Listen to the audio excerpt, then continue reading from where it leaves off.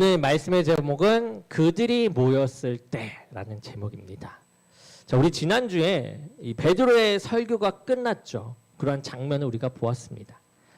그때 사람들이 어땠죠? 마음이 찔렸죠. 그리고 나온 탄식이 어떤 탄식이었습니까?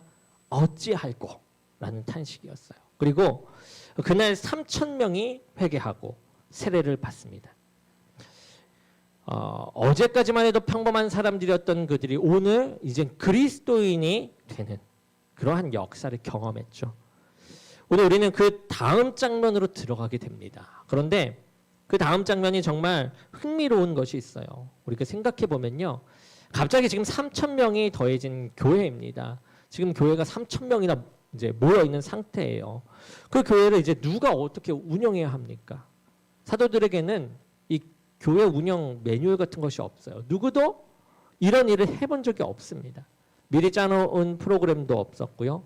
청사진도 없어요. 그저 회개하고 세례받은 그 3,000명의 새신자들과 그들을 어떻게 인도해야 할지 막막한 이 사도들만이 있었을 뿐이죠. 그런데 그 안에서 참 놀라운 일이 벌어져요. 그들이 모이기 시작합니다. 그리고 그들 사이에 어떤 일이 벌어지기 시작해요. 누군가가 계획한 일이 아닙니다. 누구도 시키지 않은 일이에요. 그런데 일어납니다. 사도행전 2장 42절부터 47절. 오늘의 본문 말씀. 그 말씀의 이야기예요. 이 이야기를 우리가 자세히 보면요. 한 가지 단어가 떠올라요. 일어나다라는 말입니다. 이 본문 곳곳에 그런 뉘앙스가 묻어 있어요.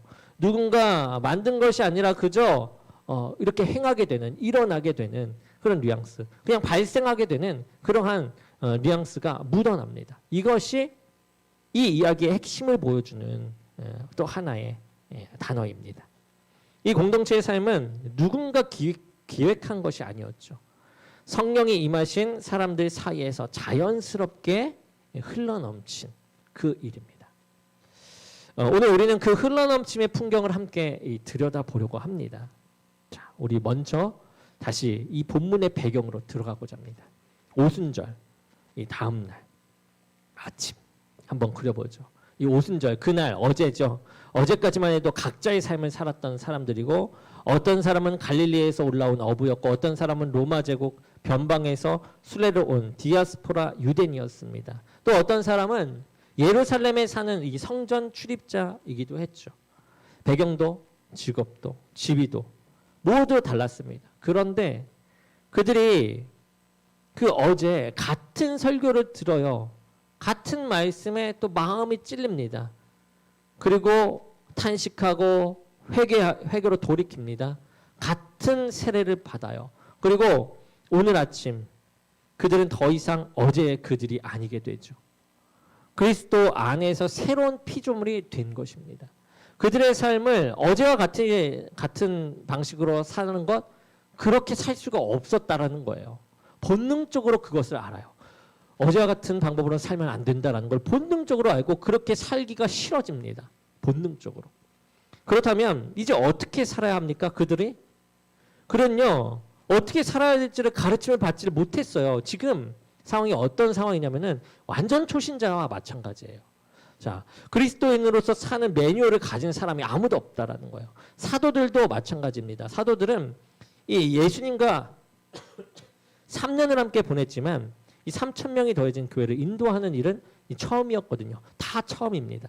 그런데 누가는 이 상황을 한 단어로 정리해요. 힘쓰니라. 그들이 힘쓰기 시작했다라는 거죠. 누가 시킨 것이 아니에요. 그저 그렇게 되었습니다. 이 단어가 오늘 이야기의 첫 번째 열쇠가 됩니다. 우리 말씀을 보겠습니다. 42절 말씀을 보겠습니다. 함께 읽겠습니다. 시작. 그들이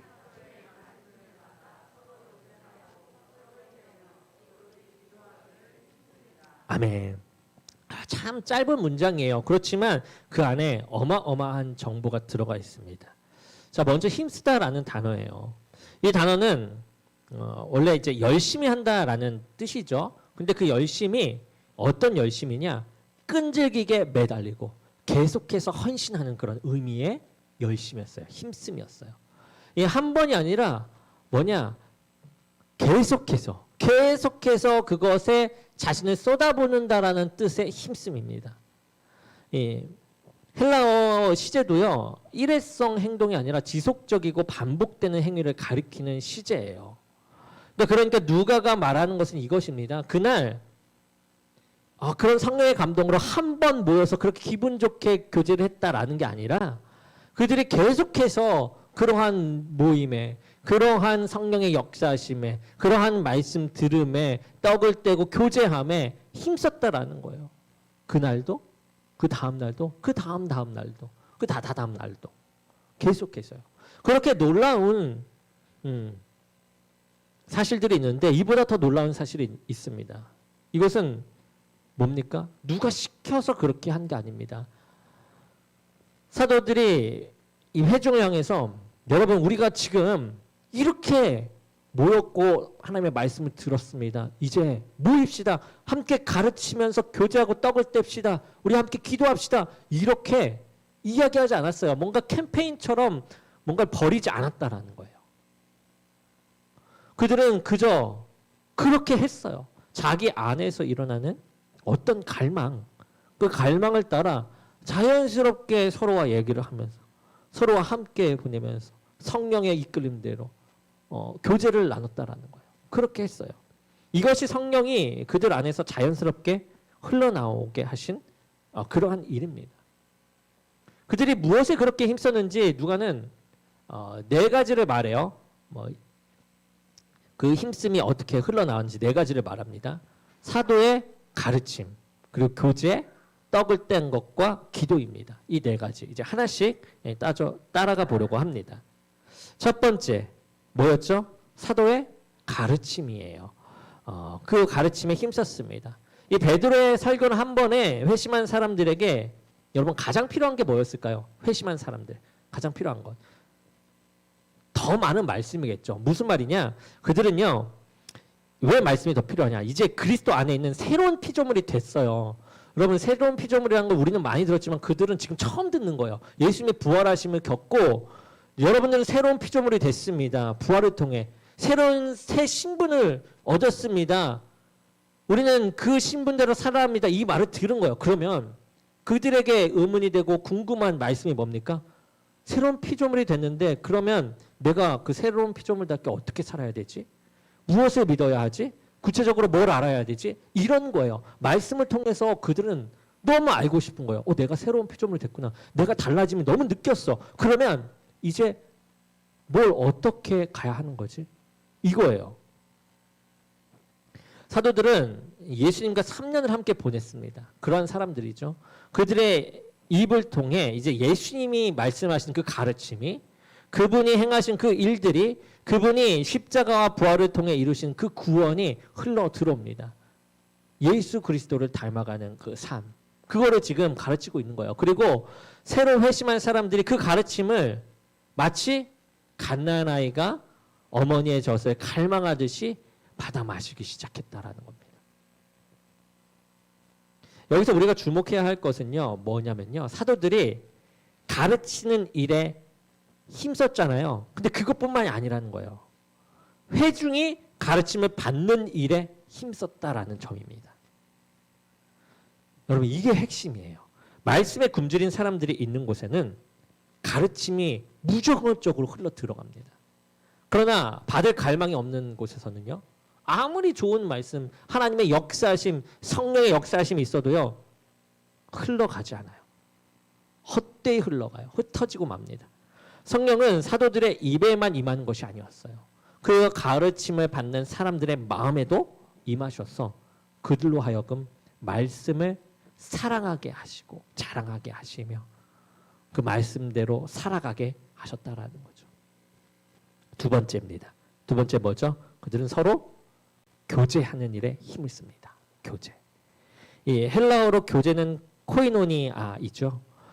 이 단어는 그냥 친목하고 사교 모임을 갖는 것 이상입니다. 그러니까 한 성령으로 세례받은 사람들이 그리스도의 몸으로 누리는 깊은 연합을 가리키는 거예요. 이 사도 요한은 후에 이렇게 씁니다. 요한 1서 말씀에 우리의 사귐은 아버지와 그의 아들 예수 그리스도와 더불어 누림이라. 이 교제, 이 그리스도인의 교제의 핵심입니다. 뭐라고요? 우리 한번 읽어볼까요? 요한일서 1장 3절 있죠. 네, 자 함께 읽어보겠습니다. 시작. 우리의 사귐은 아버지와 그의 아들 예수 그리스도와 더불어 누림이라. 아멘. 그러니까 성도의 교제는 단지 이 사람과 사람이 만나는 것이 아니라 삼위 하나님과 함께하는 사귐 안에서 우리가 함께 들어가야 된다라는 거예요. 그것이 우리 교회에서 말하는 교제입니다. 이런 교제가 가능한 이유는 분명하죠. 그들이 모두 같은 성령을 모신 사람들이었기 때문에. 그 성령의 역사가 일어났잖아요. 같은 성령의 역사, 그 안에서 회심이 일어나고 세례가 일어났잖아요. 그러한 같은 성령의 모임, 성령이 부어지는 역사를 받았던 사람들이기 때문에 그래요.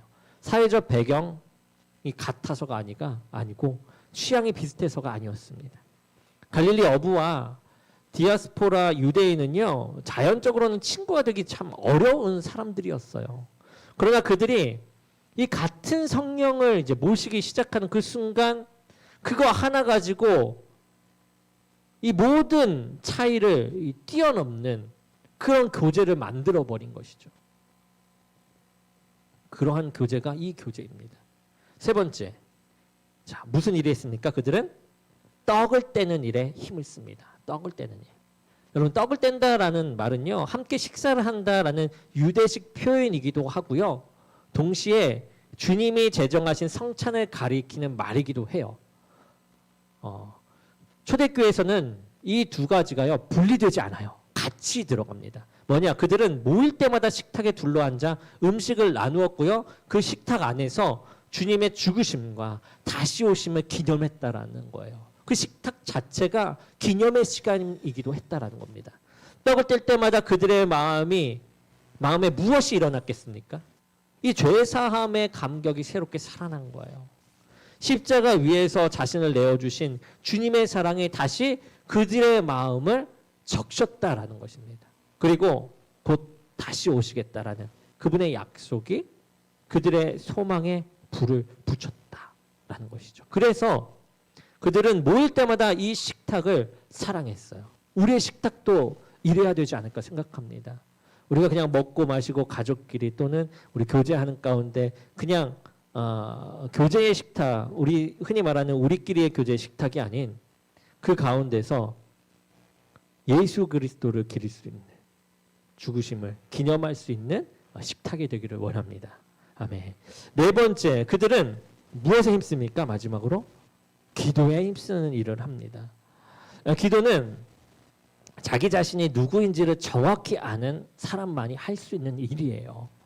자신이 하나님 없이는 한순간도 살 수 없는 그러한 존재라는 것을 아는 사람만이 진정한 기도, 진정한 무릎 꿇음을 할 수 있어요.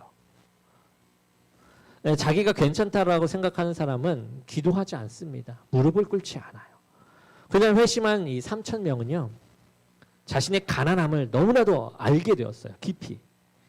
자신의 죄와 한계를 직면한 사람들입니다. 특별히 그들은 더 직면했다고 할 수 있는 것은 지금 예수님이 십자가에 돌아가셨잖아요. 그 일에 있어서 일조한 사람들이에요. 자기네들이 외면했고 이렇게 조롱했던 사람들이 이 베드로의 말을 듣고 깨달아 버린 거죠. 더 큰 깨달음이 있지 않았을까? 더 깊이 직면하지 않았을까도 생각해 봅니다. 그래서 그들은 자연스럽게 기도하는 사람들이 되었어요. 마치 아이가 아버지에게 말을 걸고 싶어 하듯이 그들은 하나님께 끊임없이 그렇게 말을 건 것이죠. 이 네 가지의 그들은 함께 힘씁니다. 그리고 그들이 모이는 장소는 두 곳이었는데요. 하나는 이제 큰 모임, 이 예루살렘 성전에서 이제 모이는 큰 모임입니다. 두 번째 작은 모임은 성도들의 집에서 열려요. 이 성전에서 그들은 이 사도들의 가르침을 받았고요. 집에서 그들은 함께 식사하며 깊은 교제를 나눕니다.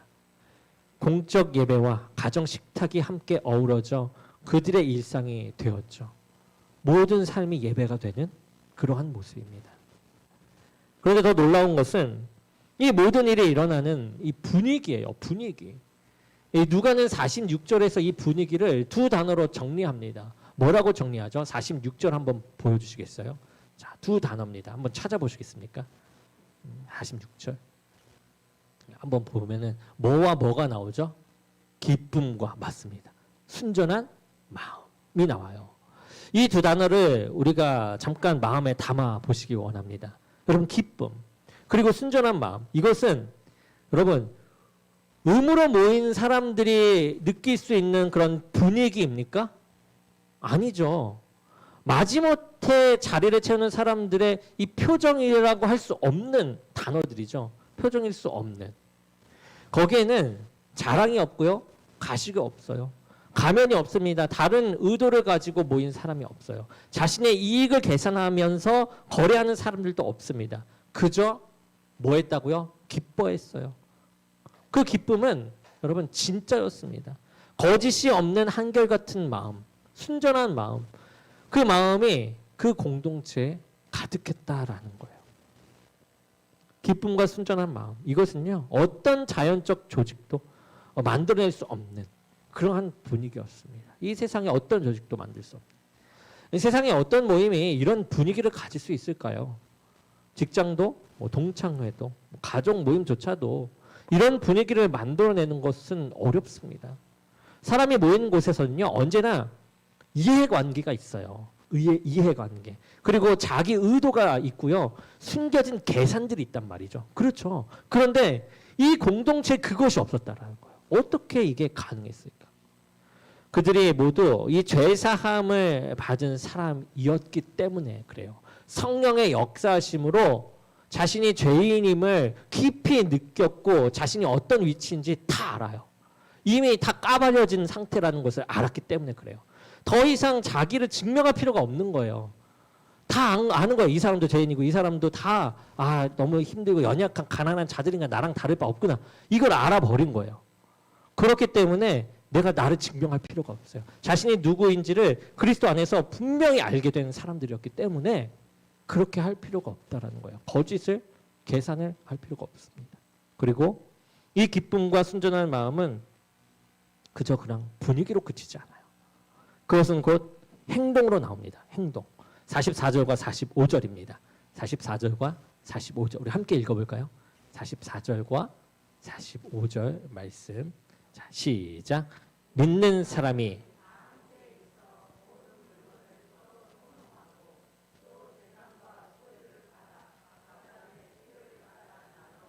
아멘. 자, 여러분 이것이 그 분위기에서 자연스럽게 흘러나온 결과예요. 그러니까 이것을 위해 우리가 움직이는 게 아니고요. 우리가 성령으로 함께 했더니 이게 그냥 자연스럽게 흘러나왔다라는 거예요. 이제 이것을 우리가 기억하면서 이 말씀을 봐야 돼요. 자, 이 장면을 한번 그려보죠. 오순절에 예루살렘으로 이 순례를 온 사람들 다수가요 회심해서 세례를 받았습니다. 그런데 이들은 원래 앞서 말한 것처럼 며칠만 묵을 계획이었어요.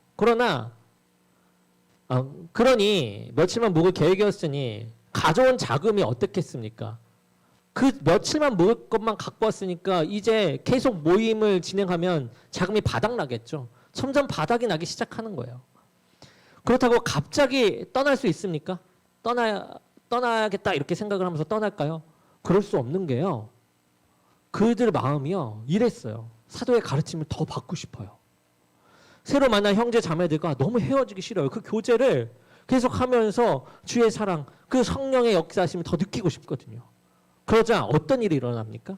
그러한 마음을 서로가 알아요. 그러니까 어떤 일이 일어나냐? 그 자리에 있던 사람들이 자기가 가진 것을 내놓기 시작했다라는 거예요. 이 성령의 은혜, 이 기쁨이 이 순전한 마음들로 이루어진 그 모든 이 모임이 너무나도 좋아서 처음에 가지고 있던 물건을 함께 나눕니다. 자기 것을 자기 것이라고 주장하지 않아요. 그냥 나눠요. 그런데 시간이 길어져요. 그러자 이번에는 이 부유한 성도들이나 이 예루살렘의 자산을 가진 성도들이 자기 재산과 소유를 팔아서 그 돈으로 필요한 사람들을 도와줍니다.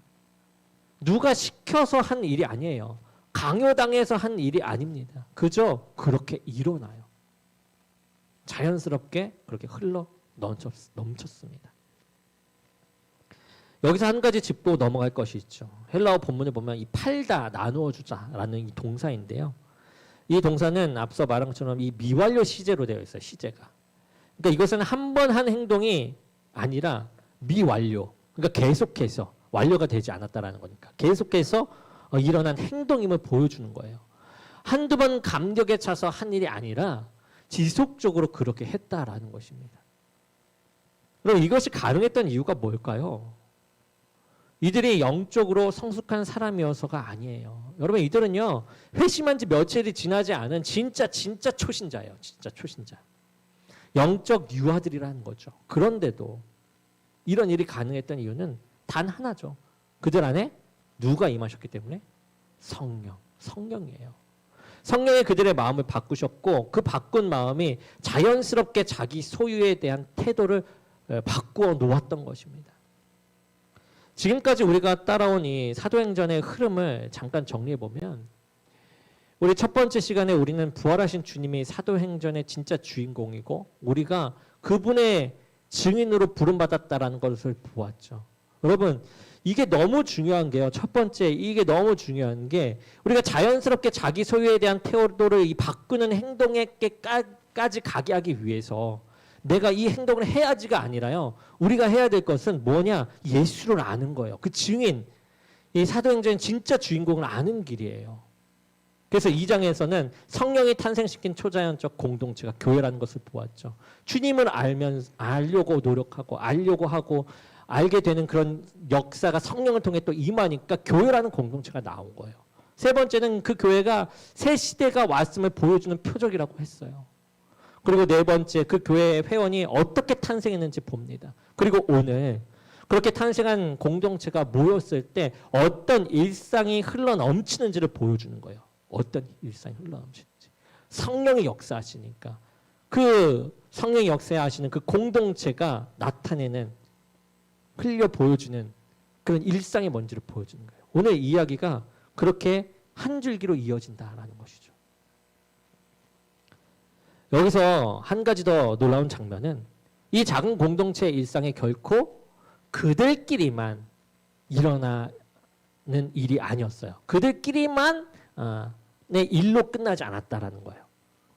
우리 교회만 이게 아니었다라는 거예요. 43절을 보게 되면요. 우리 함께 볼까요? 43절. 자, 보겠습니다. 시작. 사람마다 두려워하는데. 아멘. 자, 여기 보면은 사람들마다 뭐 했다고 하죠? 두려워했다라고 그래요. 자, 누가 두려워하냐면 교회 밖의 사람들이 두려워해요. 그러니까 예루살렘 주민이나 그 지역의 사람들이 그 공동체를 바라보면서 두려움을 느낍니다. 그런데 이 두려움이요, 그냥 단순한 그냥 공포의 그런 두려움이라기보다는 무언가 자연스럽지 않은 일을 마주했을 때 인간이 느끼는 그런 경외감 있죠. 경외감. 그러니까 사람들이 자기 생각으로서는 도저히 설명할 수 없는 그런 일을 봤을 때 가지게 되는 그런 떨림 있잖아요. 자, 어떤 거를 봤냐면 그들이 본 게 뭐였습니까? 사도들을 통해 일어나는 기사와 표적도 보았겠죠. 그것도 떨림이 됐을 것입니다. 두려움이 됐을 것이에요. 그러나 그것보다 더 충격적인 것은 그 3,000명이나 되는 그 공동체 자체였다라는 거예요. 그러니까 자기 것이라고 하지 않고 사람들에게 나눠주는 것. 자기 것을 자기 것이라 하지 않는 사람들. 가난한 자들에게 자기 재산을 자발적으로 나눠주는 부자들. 사회적 배경이 전혀 다른데도 한 가족처럼 식사를 나누는 그러한 사람들. 매일 모이고도 지치지 않는 그러한 사람들. 여러분, 이런 모습은요, 우리 세상에서 찾아볼 수 없는, 본 적도 없는 그러한 모습이잖아요. 그것을 보니까 그들이 봤을 때 너무 자연스럽지 않아서 두려웠던 거예요. 경외감이 일어났던 겁니다. 그렇게 세상의 첫 반응은 두려움이었어요. 그런데 그것이 끝이 아니었죠. 47절. 어떤 반응이 일어나냐? 한번 읽어볼까요? 47절 말씀. 40절 시작. 하나님을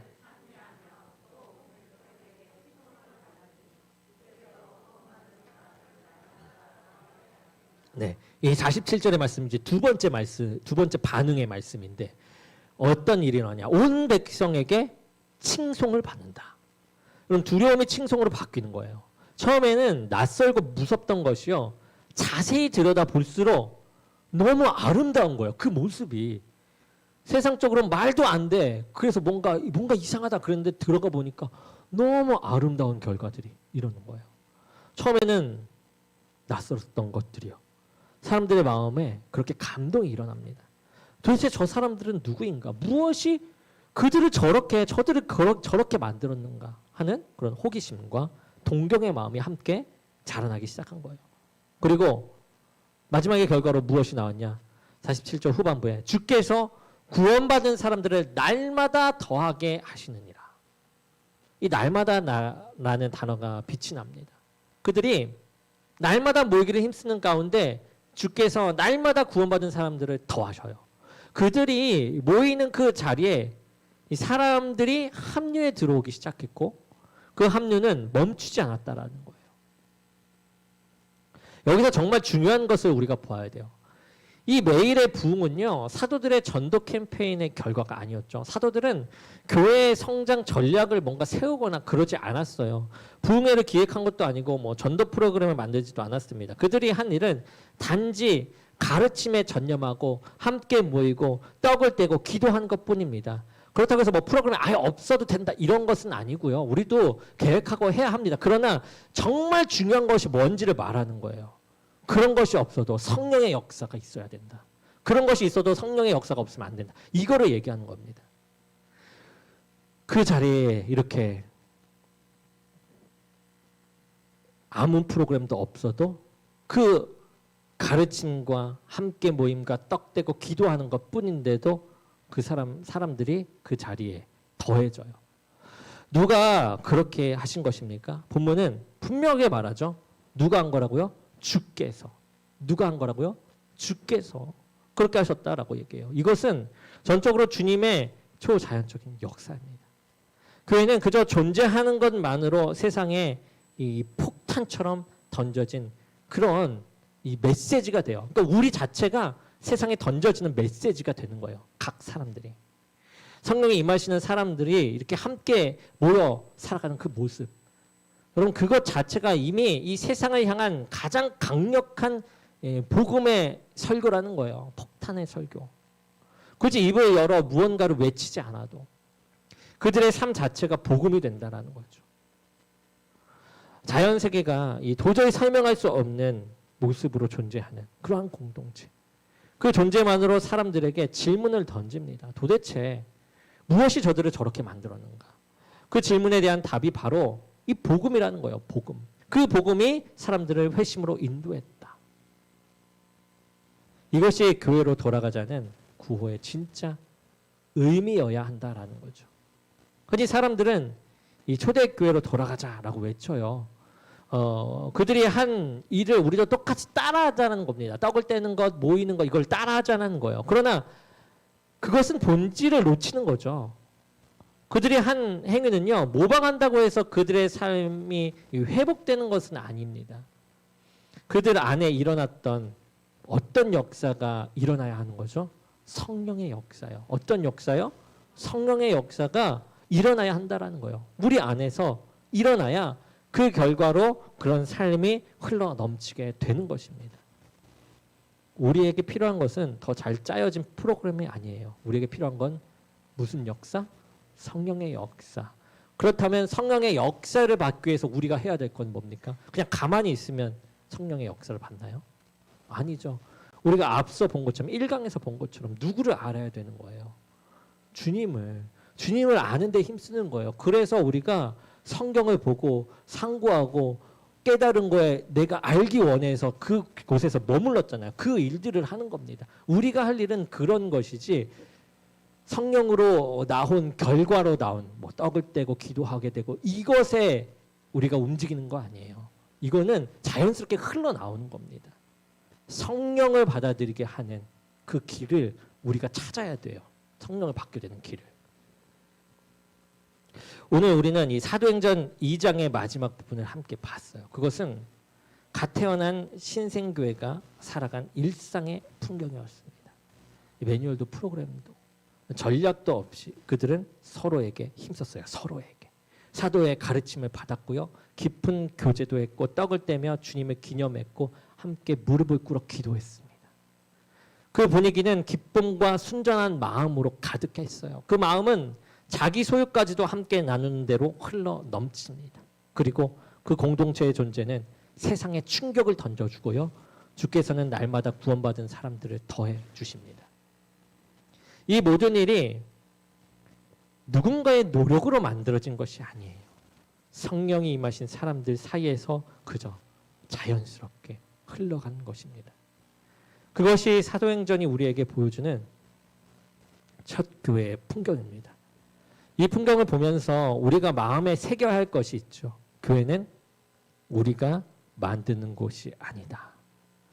교회는 성령이 만드는 곳이다. 우리가 할 일은 더 좋은 시스템을 짜는 것이 아니라 우리가 구할 것은 성령의 역사가 우리 안에서 일어나는 것. 일어나게끔 우리가 움직이는 것. 그게 중요해요. 그리고 성령이 임하시는 사람들에게는 사도행전 2장에서 본 그 오늘 본문에서 본 그 풍경이 어떤 식으로든 다시 흘러넘치게 되어 있습니다. 그러한 흘러넘침, 그러한 풍경, 그 기쁨의 교제, 기쁨의 나눔, 기쁨의 기도, 그러한 것들이 이 시간 우리들 가운데 넘쳐 흐르기를 주님의 이름으로 간절히 축원합니다.